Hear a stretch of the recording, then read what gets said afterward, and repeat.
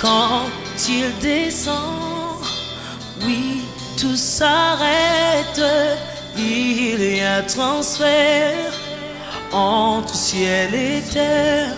Le Togo a connu sa deuxième grande visitation de Dieu, chose effective grâce à la seconde sublime soirée de louange et d'adoration déroulée au Palais des Congrès de Lomé.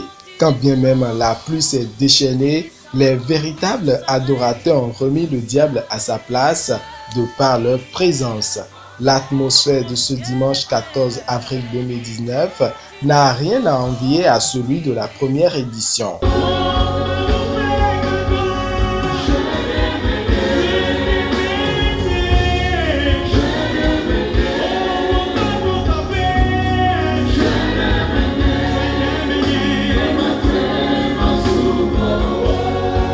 Quand je venais, il y avait la pluie, donc j'étais rentrée ici, je tremblais parce que j'étais mouillée, tout ça là.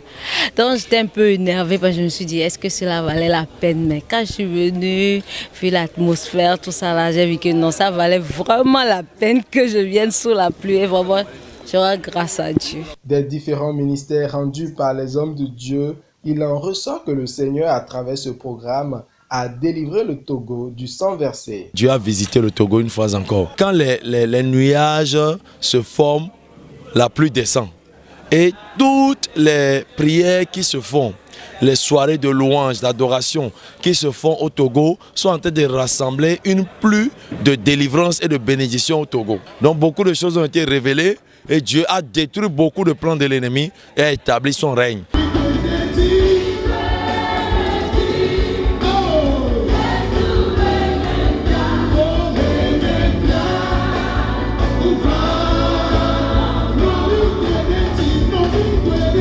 Le 14 juillet, dans 3 mois, nous serons encore à Lomé pour la 3e édition de la sublime soirée de louange et d'adoration à Lomé. Et le 30 mai déjà, nous avons les 10 heures dans sa présence. En temps, on faisait 8 heures, maintenant c'est 10 heures. Parce que le Seigneur nous étend les limites. Donc 10 heures dans sa présence, ça va se dérouler à Cotonou le 30 mai. Et en prélude à ça, il y aura la conférence des adorateurs. Il y a aussi la nuit des intercesseurs. C'est un cocktail de programme intense que le Seigneur est en train d'amener pour pouvoir visiter le Bénin et visiter les nations. La sublime soirée de louange et d'adoration, un programme qui embrasse désormais les nations, car partir du Bénin, la Côte d'Ivoire, le Cameroun, le Burkina Faso et le Togo sont touchés. En attendant le reste du monde entier, ce programme de réveil se veut un puissant moyen par lequel le Seigneur prépare son peuple pour l'enlèvement.